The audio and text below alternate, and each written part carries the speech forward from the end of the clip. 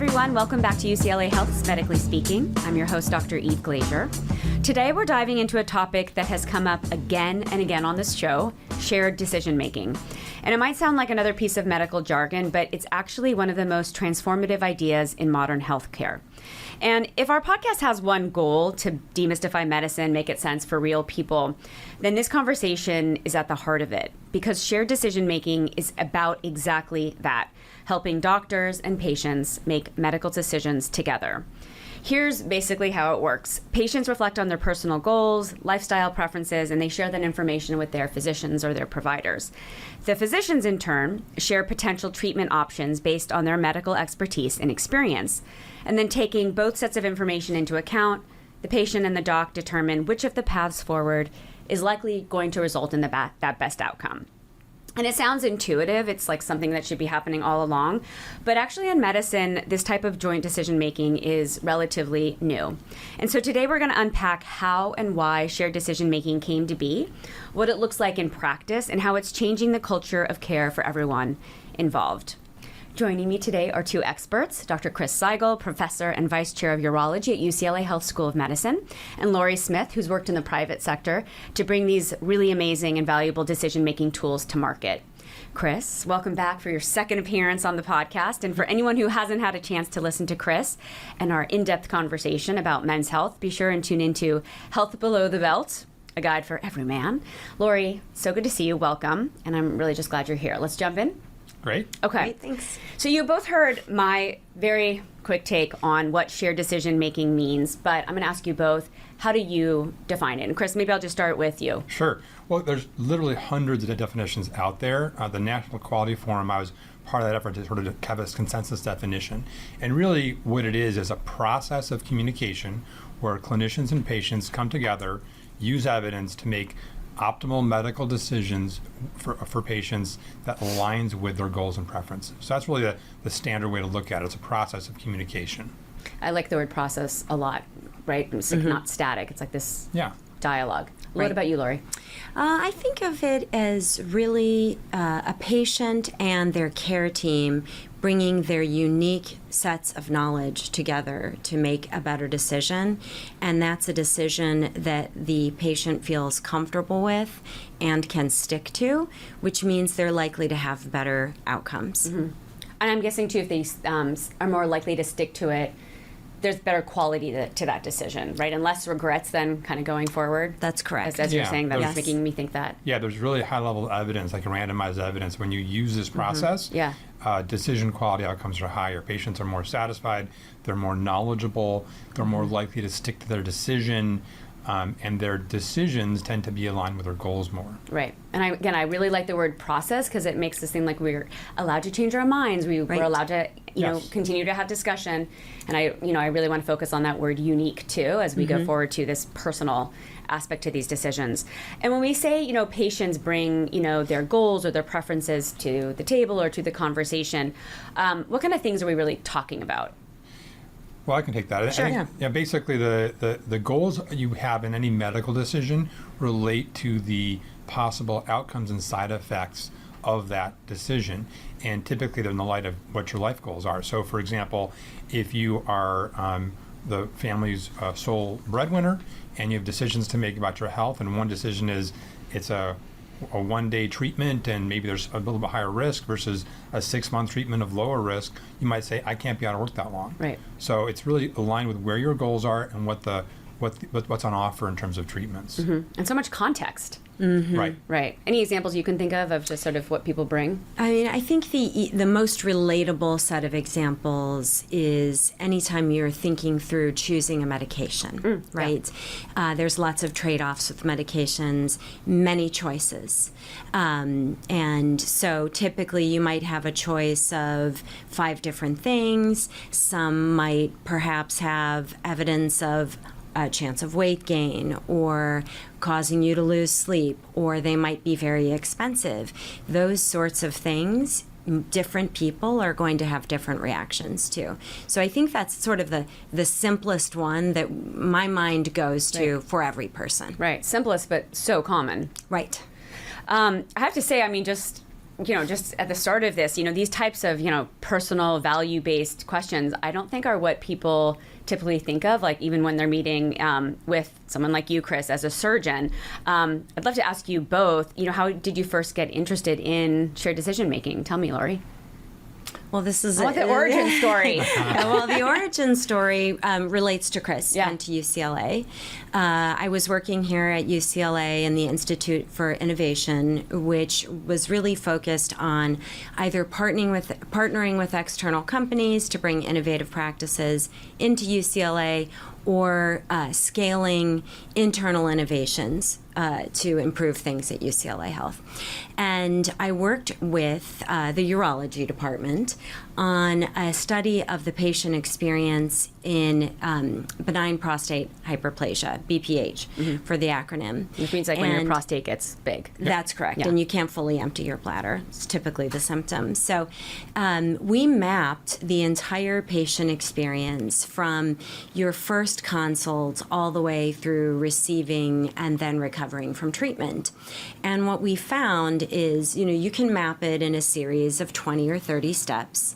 And then you can map it not just linearly, but negatively and positively. And in terms of, how negative or positive is that node of experience. And what we found was that the most negative points in the experience related to making the decision. And then your stress leading up to getting treatment because you're not confident about the decision. And it just so happened that around the time we did that, project, Chris was just, I guess, coming out of stealth mode with very mysterious with something that he'd been testing in his clinic around shared decision making, and so we found that we could deploy that as something to address the patient experience around decision making across a bunch of different conditions.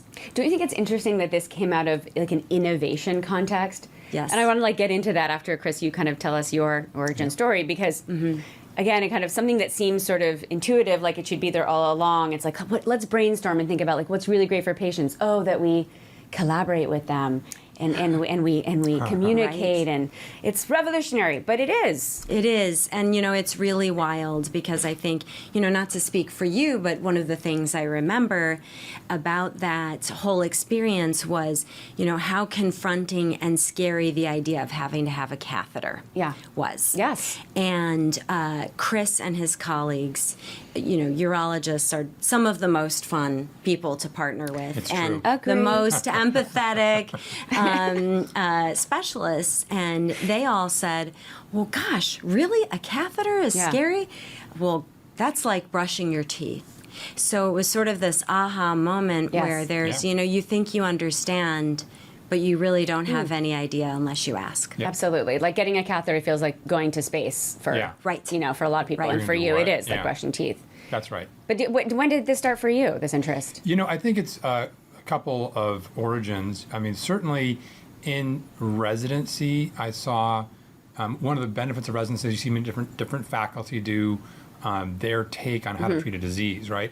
And I began to see, especially in prostate cancer, how many different approaches there were to the same type of patient. And I was wondering why that was. Like, why does everyone have a different slightly view of how they're going to treat this person?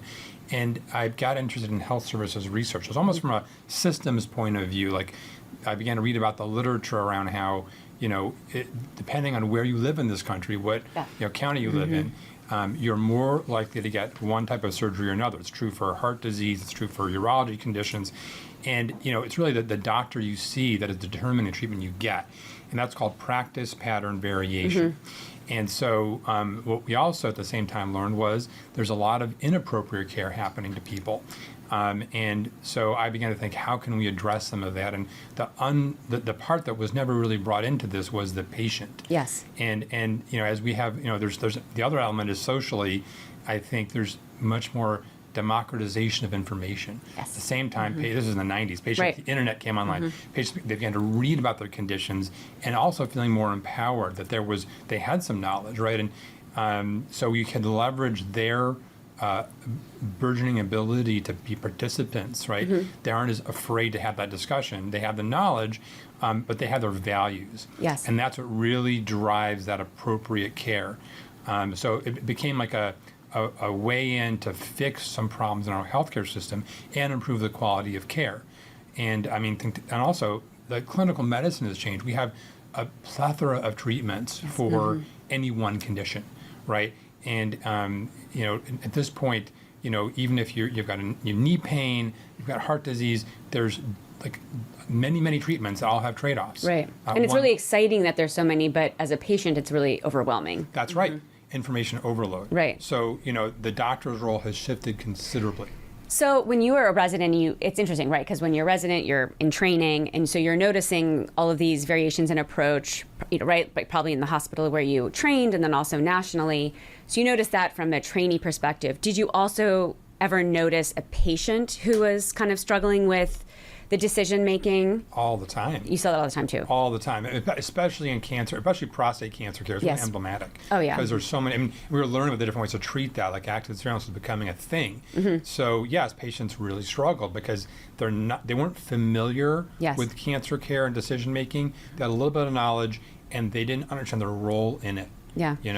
It takes a lot of empathy, though, to kind of even notice that you are noticing that tension, because it's not just what's happening clinically, right? But it's like what you're noticing what patients are feeling inside of a decision. And again, it's not just a moment usually.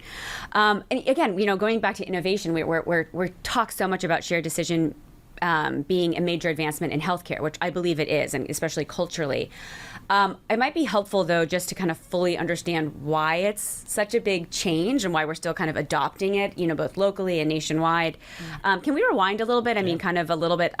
What do you think clinical medicine looked like before shared decision-making took hold? Yeah. This is, I think, a good one for you, sort of the history of decision-making. I'm also older than you, right? Yeah. Sure. So since he's in his dotage and all, yes, exactly. But, right. Yeah. Well, I'd say, it's if you look at, let's say the 50s. So there's a movie called Cat in a When you were not alive. When I was in Right. high school. There's a movie called Cat in a Hot Tin Roof. You might have heard. It's played by Yes, Tennessee of course. Williams from the 50s, with like Elizabeth Taylor. Yeah. And so in that movie, there's a character, Big Daddy, who has cancer. Yeah. And the doctor says he sees him as he's got this cancer. It's unethical to tell him. That's what he says in the movie. I remember seeing the movie thinking, wow, it's unethical to tell him. Wow, he has even the Big cancer. Daddy. Right, even Big Daddy. Even Big Southern Grandpa. Yeah. Wow. It was actually considered unethical because there was nothing you could do for a lot of folks. There was no screening for lots of cancers and limited options. So it was considered as cruel to someone that had cancer because they were just going to die. And we still see that sometimes today, and patients come in from other countries where there's not as many resources and don't tell grandma she has cancer. That's right. Death sentence. And so I think part of it historically is as we've been able to treat things more, there is a need to have that discussion. And also there's been changes in the medical legal structure. So informed consent became a thing. Like you have to tell people what you're going to do, what the risks are legally, or you're liable, right? So for doctors, it became a thing about information. And then, what happened, I think, was people began to talk about options, but the doctor still told them what to do. And are we talking about I think lots of times we describe medicine as, or shared decision making being kind of the, I'm going to call it an antidote, but kind of being the flip side of paternalistic medicine, right? So based on that, pater, father, doctor knows best, right? And so, so this is part of that. Kind of social change, thank goodness. Exactly. But it is interesting too, especially that you bring up like the cat on a hot tin roof, right, and like the Big Daddy, because I think it happens often. Exactly, we see sort of people who are like, let's not give agency, right, or autonomy to grandma or grandpa. They're old, feeble, again, all based on assumptions and not according agency. So, but the informed consent. Again, these are things I thought always kind of existed, but when did that kind of the informed consent come up, do you think? Is that 60s, 70s? In the 70s. Yeah, I think so too, which is fascinating. Yeah. Oh, it is fascinating. I mean, doctors really had carte blanche, and of course, they were all well-intentioned. I mean, they were in a medical culture where that was their role. But, I think there's just in general, the relationship of people to experts has changed. Yes. And information has changed. So physicians have evolved over time as well. Right. Why do you think the relationship has changed, though, to doctors? Well, I think access to information Yes. is so much greater for patients.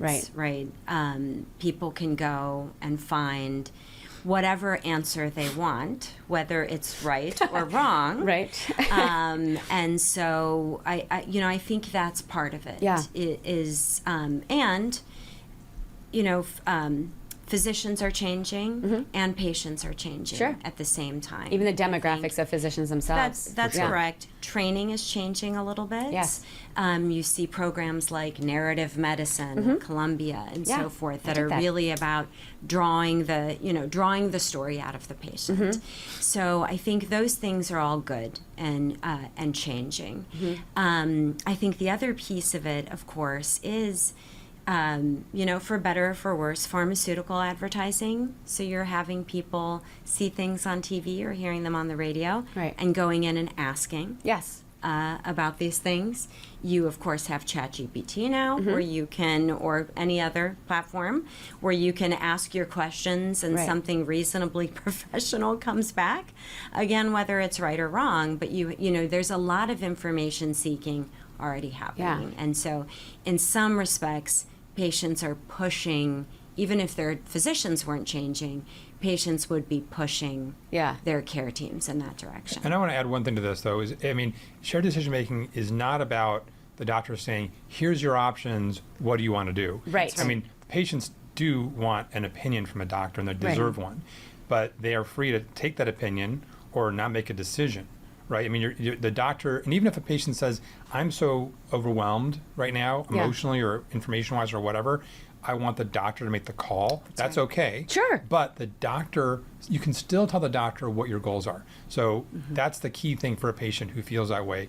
If you don't feel comfortable making a big choice, you just tell the doctor, here's what I need in my life, X, Y, and Z. Right. The doctor should be able to hear that and interpret the data in light of that and give you a recommendation. Right. And give a recommendation. Yes. Exactly. Yes. A key piece of it, though, I think, is that patients may think the doctor knows what their goals and values are already. And in fact, what we've seen in the research is that if you ask a physician, if they haven't had a shared decision-making conversation, right? Take breast cancer, for instance. Please. Ask a physician, this patient A here, knowing her age and clinical milieu, what do you think she cares about most and her priorities are? And they'll give a list. And then you ask the patient, and she gives a list. And the mismatch is often pretty stark. I bet. And so unless they're having a conversation Right. around what is relevant and what is not, and what is high priority and what is not, that mismatch could persist throughout the counseling about what to do. Right. And I'm guessing not only have an effect on the outcome, right, but her feelings about that outcome that are going to last way longer than whether it was a surgery, right, whether there was reconstruction, whether she decided to do chemo, right? I mean, Yeah. just... That's a decision regret. That's Right, a really decision painful- regret just sounds terrible. It is a terrible thing, and it's like something like it's a very high number in women after breast reconstruction. It's Yes. 12% in men after prostate cancer decision making, and so it's important to get them get that patient aware of these things that could Right. happen, and they can deal with them better if they're expecting them. So what decreases, like what would decrease decision regret? It really is a patient engagement, shared decision making in the right. decision. Right. And again, I want to say this too, is because, Laurie, as you're saying, we're going to ask you what your preferences, values, and goals are right now, again. But I would think you want to keep on asking that, right? At repeated intervals, right? Sure. We have to give, I always bug Chris about this. I'm like, we have to sort of give people, not that he doesn't, but like when we, for example, tabulate information in an electronic care record, I want to make sure that we're asking things repeatedly because we need to give people the grace to change and evolve. Yeah. And someone's decisions or how they feel about a surgery at 20 might be different than 40, 60, Right. et cetera. That's right. That's And right. There are trade-offs to every decision. Right. And your feelings about those trade-offs are likely to change Sure. as your life situation Right. changes. Yeah, and when you study patients, and doctors having these discussions. There's scales you can use to measure shared decision making. Yes. And like the doctor feels they've done their job, but really the score is low for shared decision making. And that's because preferences weren't asked about. Right. And that's the biggest missing. The doctor's really doing informed consent and not doing that preference like discussion with that patient. Right. Informed consent is more like what we would call a pro-con exercise, right? Well, here's It's the like- risk, here's the benefits, Right. and you're going to have this surgery. These are the risks. That's mainly what. Right, like an informed consent, for example, before a colonoscopy, right? Yeah, bleeding, Correct. infection, Right. and legal. but you're having the colonoscopy, Right. Right, it's not You've already the made the test. decision. It's sort of Yeah. like right before you have it. Yes, Right. right.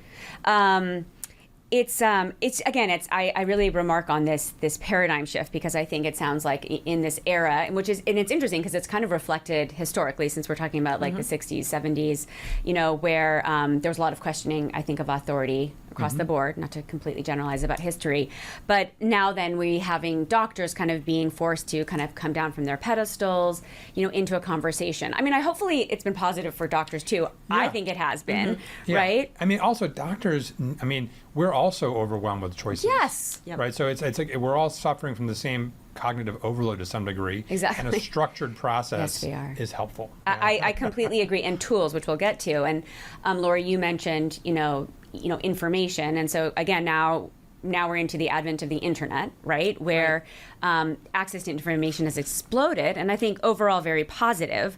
But a lot of people then suddenly have this like virtual degree, courtesy of Google. And then that changes a little bit the doctor-patient relationship. How has that featured into kind of the shared decision-making conversations, or any recommendations, to bring that into our tools? What the patient learns online on Yeah, their own. yeah. I think the best thing to do is really to take advantage of the patient's natural curiosity engagement and provide them an environment where it's curated and high value Right. education. That's the best thing you can do for someone so they don't get overwhelmed. I mean, I agree. But I like that you're encouraging the curiosity, because no one should be Right. scolded. Like, of course, I'm thrilled that you're looking. Totally. And if anything, I always say, let's Google together. Right. And I mean, what we find is that, when patients are educated before they see the doctor, it makes that visit shorter for the doctor. The doctor has a win for that. The patient's happier after they leave. That's a shorter visit, and it's a higher value visit. Right. So everybody wins, and it's worth it, I think, for the patient to have the opportunity to really get clear about options and context, but in a way that it's not like pseudoscientific or things that are extraneous that sound relevant, which causes more anxiety. And what's that phrase that Dr. Google is an oncologist, So I mean, I'm sure you've seen a lot of that. So 2 weeks to see your doctor, and you're thinking you're dying of something, which is you're so relieved it's not a cancer, Right. Right. I suppose your results with it are highly attuned to who you are as a person. That's right. If Yeah. you catastrophize, you will be looking for That's right. catastrophic. And ChatGPT will be like, oh my gosh, your catastrophizing is so well articulated. Lean in. Exactly. Sycophantic behavior. No, it is really interesting. It's great for physicians to really know the patient in front of them, and what their level of curiosity and desire for agency and control in the decision is. That's sort of something that's measured in the academic research around shared decision making, is this controlled preferences scale, right? How much involvement does the patient want vis-a-vis their physician in the decision? For me personally, I've left visits at UCLA with the physician saying, I know you're going on PubMed. Let me tell you the search terms that you should be looking for. I love it, though. Let good. me tell you, what Right. authors you're Right. looking for. Go read these articles, come back to me, Right. and we'll discuss. I'm not your ordinary bear when it Right. comes to that sort of thing. So I think we do need tools out there that sort of, I don't want to say constrain, but direct patients to what is most relevant Right. as it relates to the research, the pros, cons, trade-offs around the different options. If there are options that aren't available to them, here's why. And then engages that patient in, what are their goals and preferences and priorities, and how does that relate to or match up with their options. And tools that do that in advance of the visit or before a decision are really what you're looking to trend toward in practice. I mean, that must just feel, and again, this shouldn't be revolutionary, but it does feel revolutionary, but it's such a powerful shift, I think, for patients to realize that not only do they deserve just, clinical care, but they're entitled to detailed communication, and they're entitled to making sure they understand, right? And they're participating and they're contributing in this care plan, because it is them. It's patient-centered. Right. It's the ultimate personalized medicine. Yeah. Because your values are just as important as your biomarkers. Right. Of course. I mean, and a quick pivot, and then we'll get back to patient-centered, but I mean, it is related. And the three of us have all talked about, business and economics of healthcare. I'm guessing this plays a little bit in part in a constructive way. How so, would you say? In terms of the business? Yeah. Yeah, I mean, I think... Because you talked about variations in care, even that you were noticing as a resident. Right. And that might just look like variations of just like clinical, style, but I'm guessing actually that those have real repercussions for healthcare economics. So there's different methods you can use to assess whether a treatment a person got was appropriate for them, net positive, let's say, and consistently there's overuse of a lot of treatments in this country, which sounds like a very bland academic topic, but we all pay health insurance premiums. Yeah. And so we all talk We're about... lucky. And and the cost of healthcare is quite substantial. So when we're paying for things that aren't helping people, that's an easy way to make our system more efficient and more affordable for patients and for everybody. So this kind of approach, shared decision making, it tends to make sure if you're getting a treatment, it's the right one for you. So that kind of waste in the system goes away.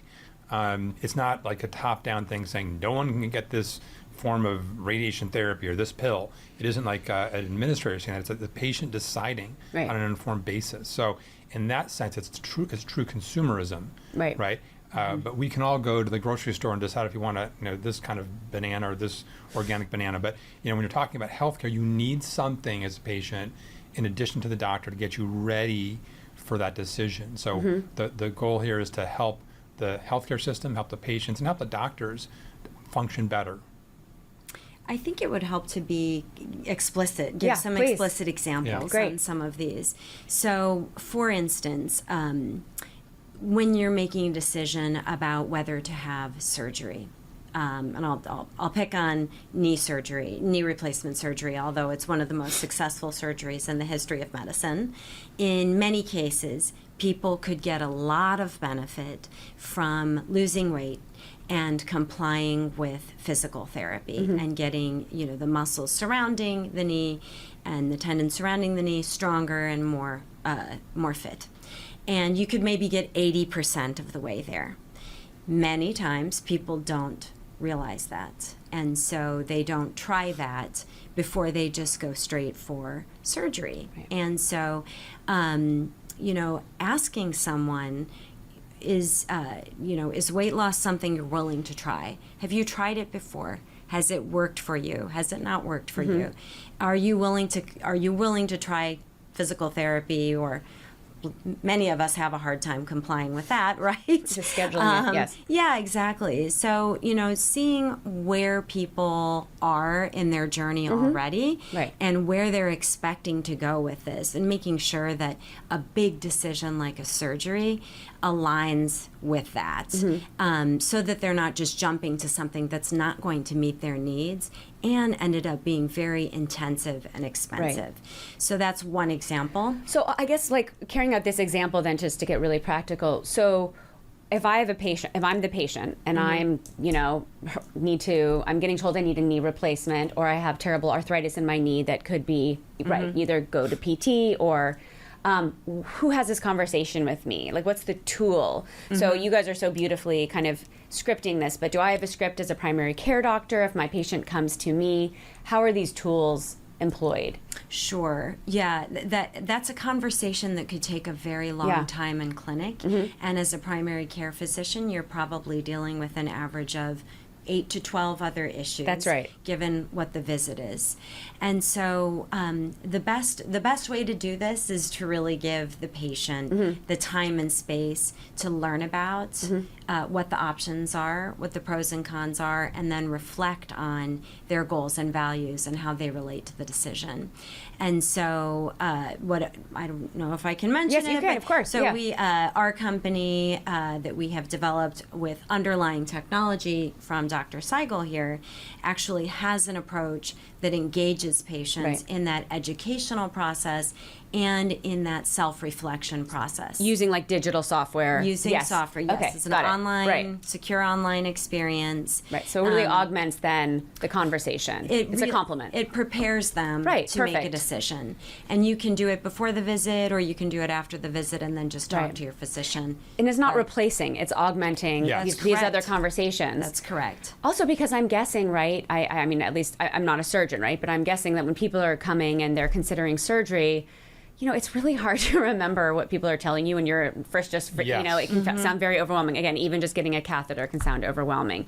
So they might get some information, go home, and then wanting to think about it, Exactly. even engage in their own decision making. I don't think a lot of people do that formally, Yeah. right? Kind of Yeah. enough that formal sort of interrogation with yourself. Right. So I'm sorry, I didn't mean to interrupt. So, okay, that's I was just okay. curious sort of what the kind of practical, how it plays out. That's typically how it plays out, right? Right. Is that then you come back together Right. and make a decision and the conversation has jumped forward. Yes. 20, 30 minutes, Yes. maybe even longer, and you're feeling more confident as a patient that you know what you want and your physician Oh, yeah. feels more confident that you've really thought about it and you're coming at this in an educated way. And at UCLA, the physician gets like a one-page report of your values in this decision, Yes. and evidence-based options. So they have a little diagnostic Right. of who you are in that Right. visit. It's like a vital correct. sign, like Yeah. to That's me, right. like It what is. your values are, you know, Right. your personal preferences. Again, and it can wax and wane and change, but Right. it certainly is a snapshot of,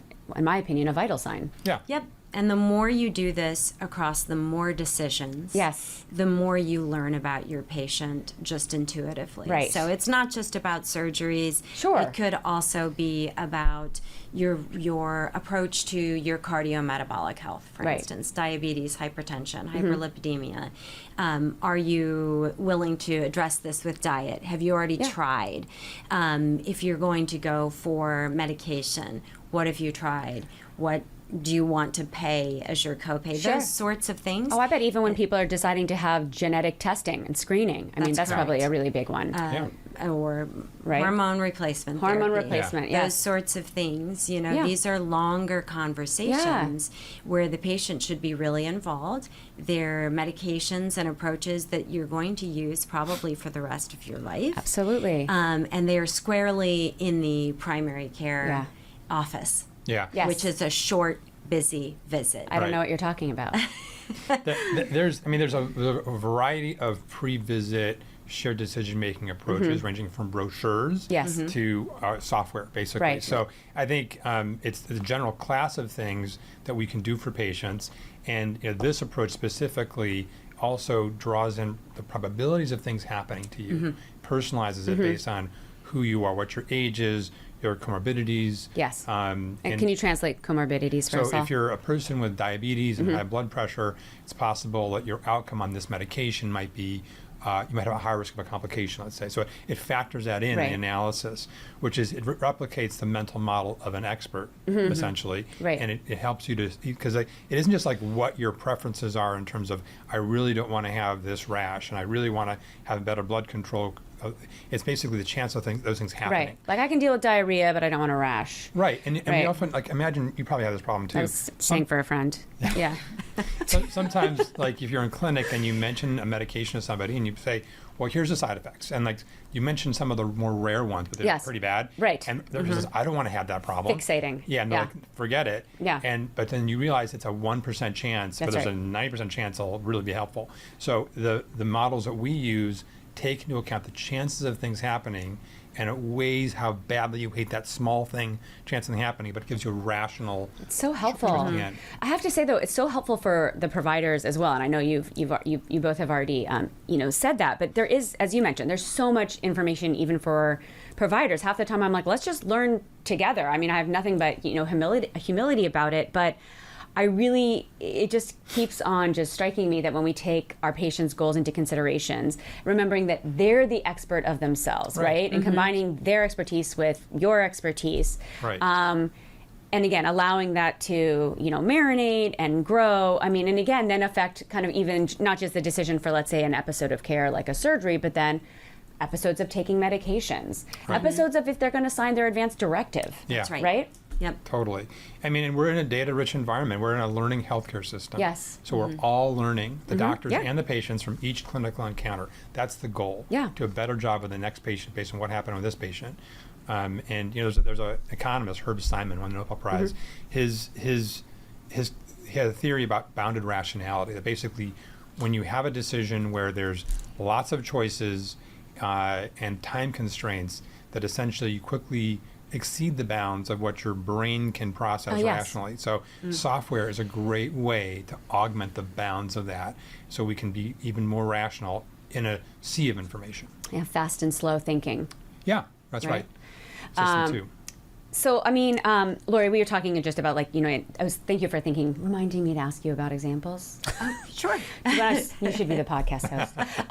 But I just want to remind everyone, there's several options, right? So we talked about that there's brochures, there's pre-visit education, because again, this is all about also meeting patients where they are. I think it's a different conversation, but when we talk about health literacy, meaning how you can ingest and understand information about, health, there's also obviously people have different access to different media or not media. So I think we talked about online videos that people can watch. Any other kind of options besides, to assess kind of this decision-making milieu besides brochures, surveys, online videos that we use in software?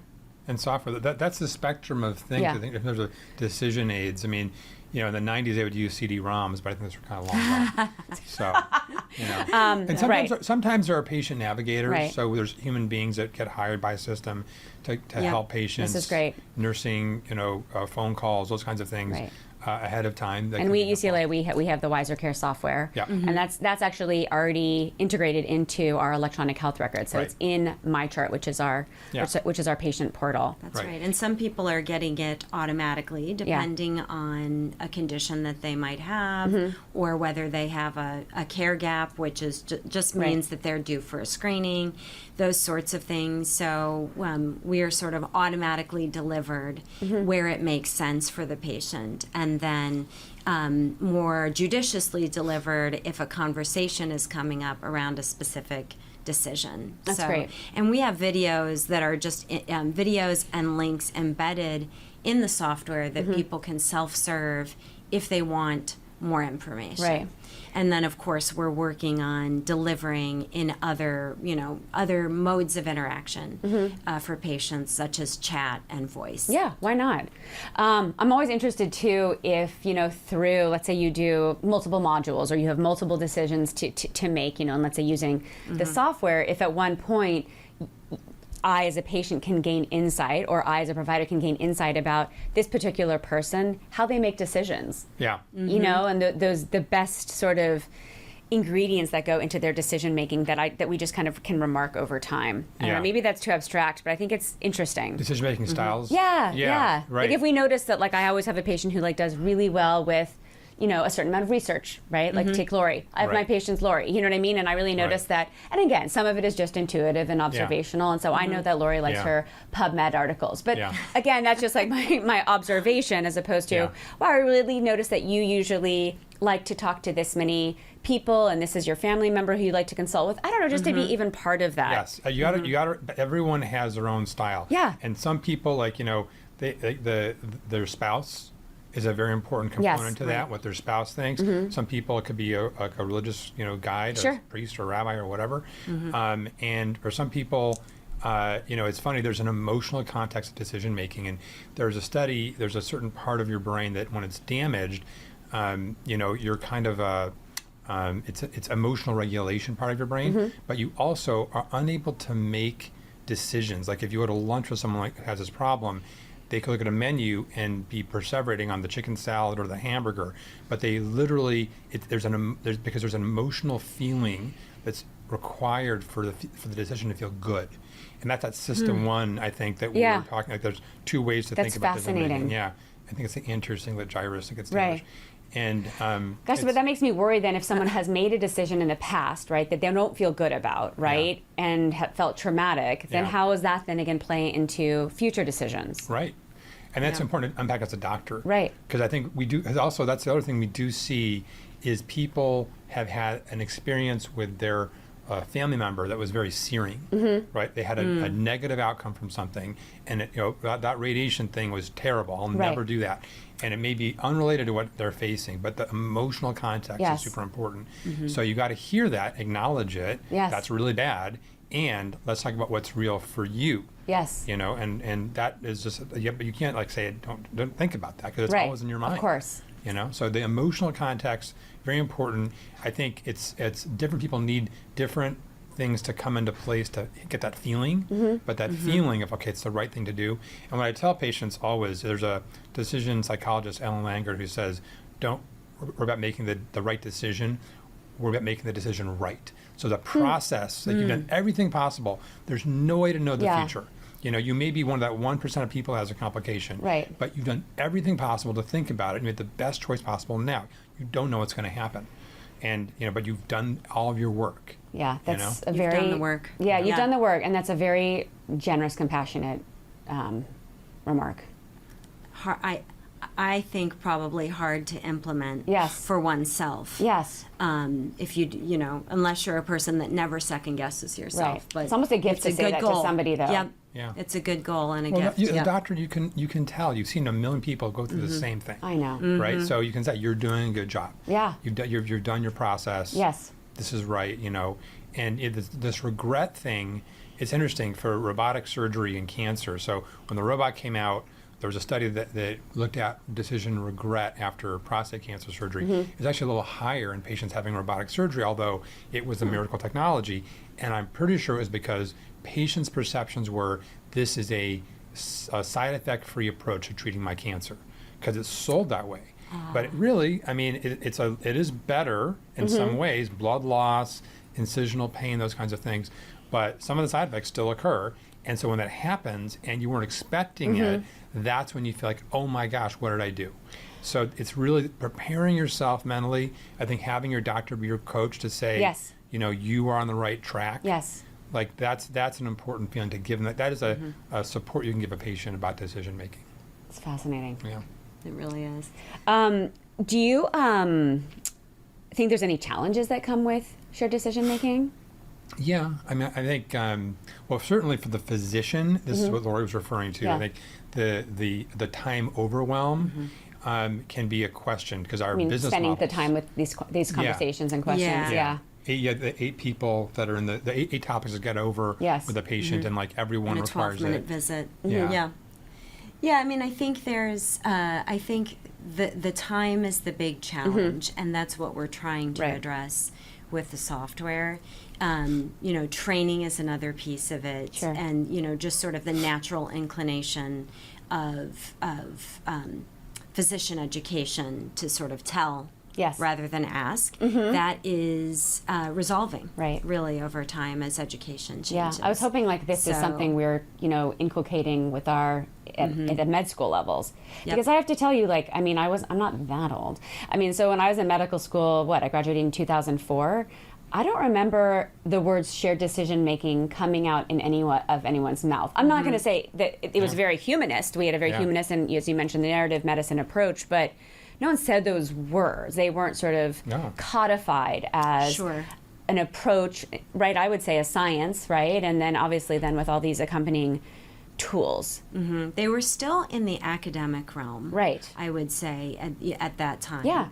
And now maybe we are not talking about it as shared decision making, which seems quite wonky. I don't know. Everyone honestly though, everyone has mentioned it that has come on unsolicited. It has come up in every conversation. Am I right? 100%. From from Right. advanced care directives to transcranial Sure. magnetic stimulation. But what's Great. happened is because in professional society, so as doctors, all of us belong to a national society, and those societies make guidelines. Yes. And those guidelines are all about shared decision making for, at the end of the day, for most of the conditions. So it filters down through the faculty Right. that are teaching. And our guidelines, this endpoint of the guideline, it's a discussion with the patient. Yeah. So that's kind of I think it's filtering into medicine in that way with Right. students, right? Which is super healthy. So healthy. I think another piece of it too is how we're measuring quality. Different, whether it's NCQA or whether it's HEDIS measures. Can you just break those down for everyone? So, what's NCQA? National Coalition Yeah. on Quality Assurance. Yeah. Yeah. But just organizations I probably that have monitor gotten quality. that wrong. Yes, that's okay, I never remember. Organizations that monitor quality, Right. including CMS, who Right. administers Medicare and Yeah. Medicaid. Yes. They are starting to bring these requirements in around shared decision. Did shared decision making occur Right. around certain decisions? Asking on surveys whether patients felt heard and understood in the visit, paying for and giving quality credit for having someone do their advance directive and or having a discussion around it in the visit or as a telemedicine visit, for instance. So there's all of these different kind of structural inside baseball Yeah. incentives that are really letting people know, hey, this is important to do this with your Yeah. patient, and we're going to give you incentives and reasons to do it Yeah. that go beyond it just being the right thing to do. I like that. I like these incentives. Yeah. Yeah. I'm into those. I have a question for you. AI, friend or foe? Both. Frenemies? Do you want to start and I'll... Yeah, I mean, I think the unwalled garden of AI can certainly be Very poetic, Chris. yeah. Well, I'm a urologist. Have you met Chris, my urologist poet friend? Not really, Lord Byron over here, but The unwalled garden. but Yes. it's definitely it can be probably too much. Yeah. It's and also the ability to trust what you're reading. You've got to triangulate that. Yes. I'd say. So even I have friends that do this all the time, and I like to triangulate what they're telling me Yes. by doing my own research. So it's kind of like a little bit of make work. Right. I think what we're trying to do is create a bit of a more walled garden. Yes. Where it's a vertical into, and I think most chat LLMs, if you have a vertical into a topic, they're much less likely to hallucinate. Yes. And Agreed. so that's kind of what Yeah. I think where the future is going to be with that, is really curated, trained on specific types of information. You're going to get more accurate and naturally engaging discussions with a chatbot than you might with an unstructured approach. Yeah. Yeah, I mean, in terms of just the unstructured models that are out there now, the output is highly dependent on the prompt you put into it. Yeah. Just like any other task we might give it. And so it's highly suggestible. It's likely to hallucinate without clinical guardrails like Chris is talking about. And so you really, if you want to be tapping those resources, you want to be tapping Yeah. resources that are vetted and designed to support medicine Right. and support specific the individual, areas yeah, within medicine. yeah. And so that's what we're developing. And So to thoughtful. be honest, Wiser Care's approach has always been based on that sort of intelligent agent approach, Right. where we take what is relevant Right. and apply it to an individual, and we dispense with what is not relevant. Yes. And what you're going to get if you just go in and have a free-for-all with ChatGPT on a decision is a lot of stuff that isn't relevant. Yeah. Right. And doctors have like Today. open evidence as a similar Yes. platform Yeah. for doctors. Although I've heard that's very good. I've heard that it's quite an improvement over some of the legacy. Yeah. Okay. Interesting. All right. Let's ask a little asking for a friend Oh, yeah. moments. The first, our family banned my mom from WebMD. I'm like, does WebMD still exist? She looks everything up and always assumes the worst. Should we intervene? intervene on her web access? Yeah, right. Well, I think that what I would suggest is to direct her to, whatever the condition is, Right. go to the national guidelines for that condition, or the society that covers that topic, the American Cancer Society perhaps, or something the NIH has, that is basically very, curated, and also encourage her to talk to her doctor. Yes. I think it's a nice distinction between, this question reminds me, between there's health curiosity and then there's health anxiety. And sometimes, unfortunately, when we all of us go down those rabbit holes, we just really lose track of good information. So I think it's really the focus on the trusted resource. But again, there's the trusted resource. It's a yes and. Sure, go there, sure, go to the guidelines and have a conversation with your doctor, and at least, again, start these conversations that are based around shared decision making. Right. Because before you're, I'm guessing, making a decision together, first you're just thinking together, right? And you're talking together. Right, exactly. And you'll reflect on the last time, if that was my mom, I'd say, you went to the doctor after 3 weeks of perseverating about this horrible problem you think you have, and in 5 minutes you were relieved. Why repeat that? Right. Why? Yeah. For all of us. Right. And actually it reminds me too, because we've been talking about the patient, and obviously it's autonomy and patient of the individual. But I do like to remind people, because a lot of, as we've said, people make decisions with their patient, with their friends, their family, but bring them into, right? I'm guessing these software and these surveys. Those can be very, very helpful. Yeah. Too, not just supportive. Again, not to take away any agency from the person making the decision, but lots of times, the community and the friendship and the partnership is really important. Yeah. It's a huge piece of it, actually. And for some of our modules, we offer the opportunity to invite a friend or invite a loved one. That's great. To see your answers. Yes. Reflect on your answers, ask their own questions, and in some cases, for instance, advanced directives, complete their own. So we try to have that network effect on the patient. I love that. It's so important. And the physician. So for that specific scenario that you're mentioning, let's say that an online tool isn't available and you're just dealing with an organic family situation. What I might tell my friend's mom at that time would be, why don't you reach out to your doctor and ask for some specific resources to read?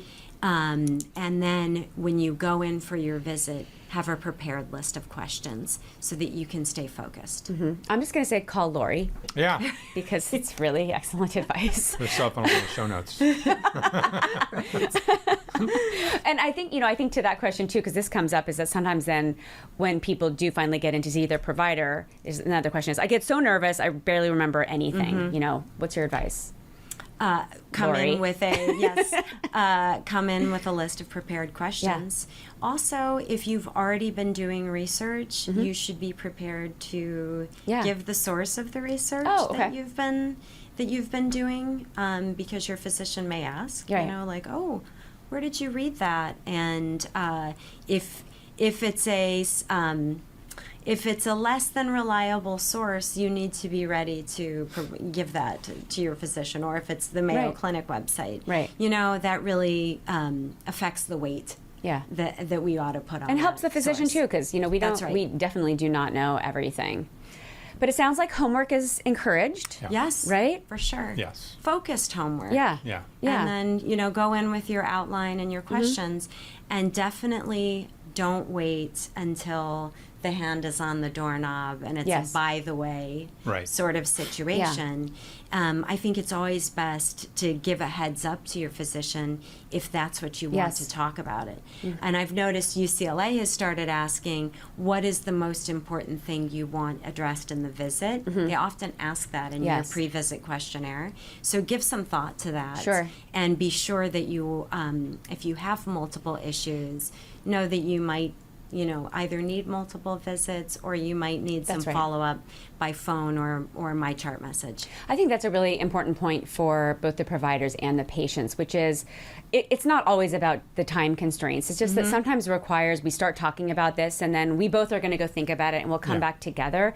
But it's the ongoing dialogue, you know? And I think about this even when we prescribe a medication. This isn't over. Like, we prescribed it and then I want you to come back and we'll talk about it, or I'm going to expect an email from you.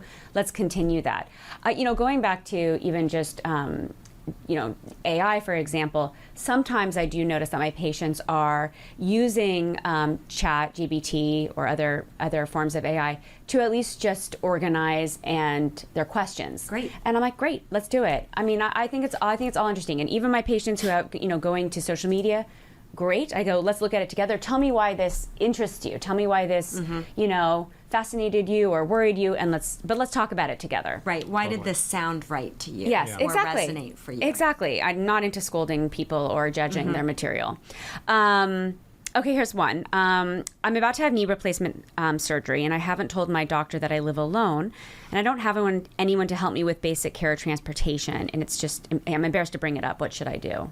Because that's playing into the decision. Yeah, I think that's a critical thing Yeah. that maybe the doctor assumes Yes. about you. And I've certainly had that problem, or a patient with that problem before, and it is so helpful for the doctor to understand your social situation. Yes. So helpful. I mean, the thing to do is to trust your doctor. Yeah. It's not embarrassing.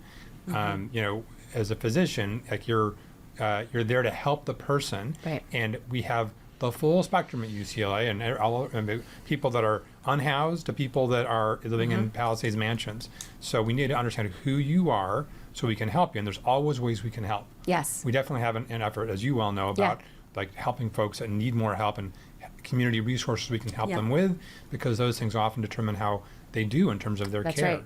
So we are absolutely interested in hearing about that.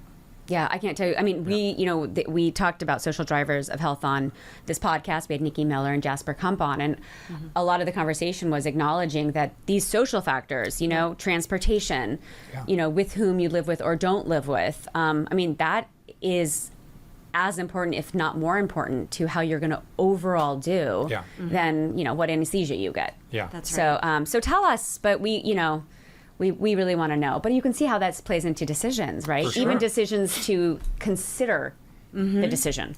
That's right. I mean, there are so many resources that you as UCLA Health can connect people to help improve their situation ongoing, Right. as well as with their particular decision or treatment that they need to have, right? But they'll never know to connect you with it if you don't bring it up. And then, of course, there's certain things that just aren't available if you don't have a ride home because they're not safe. Right, So, exactly. for instance, when our Wiser Care module takes people through colorectal cancer screening, if it's appropriate for a patient to have either a colonoscopy or a fit test, but they don't have a ride home, well, then a fit test is really all they should be considering. Right. And, you know, that's almost just as good. It needs to be done more frequently, but that's a great option, too. Right. I'm just going to, and just for the audience, the colonoscopy, as we've done colon cancer a little bit, that's you go in, you get a little anesthesia, Yes. the colon goes up, takes a little look around, but it does require that you have a ride home, and it Yes, can't you need a ride home. usually be Uber. Yeah. Versus the fit test, which is when you just apply some stool to a card and mail it in. So very different, right? Very different approaches, not just clinically, but what your day is going to look like and how you need to arrange your day and organize it to 'Cause you wanna either get undergo the screened. colonoscopy or Right. do something at home in your Yeah. bathroom. That's right. And either way, you're getting screened. That's the most important. Yes, right. What's the best way for you to do it? That's exactly right. Right. For you to do it. Yeah.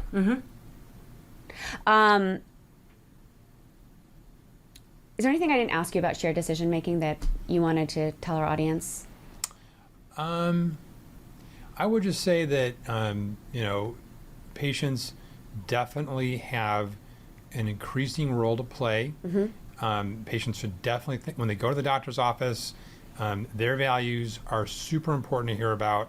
The doctor needs to know them, and feel that you're an active participant in your care. Doctor can tell you what to do after he or she hears what you have to say. So don't feel intimidated about that. That's what doctors kind of expect Yeah. at this point. So definitely feel that in your belly when you go in the doctor's office. I love that. Thank you for shouting that from the rooftops or from inside your unwalled garden. I think as important as educating yourself on your condition and your different options, taking the time to think through what's important to you and what your priorities are, and lead with that. Because many times there's going to be a bunch of different options, and the thing that is the best choice for you is the thing that aligns with your goals and priorities. And if your physician doesn't know what those are, and you haven't told them, then you could end up a little bit lost. So that's what I'd say. Like, There's always choices. Yep. There's always choices. Even if you want to defer a decision, that's a choice you can make. That's exactly right. Even if you don't want to make that particular decision. Yeah. But it's up to you. That's a big piece of it too. Yeah. Take your time. I need like a shared decision like module, Wiser Care module for like when I take my car in.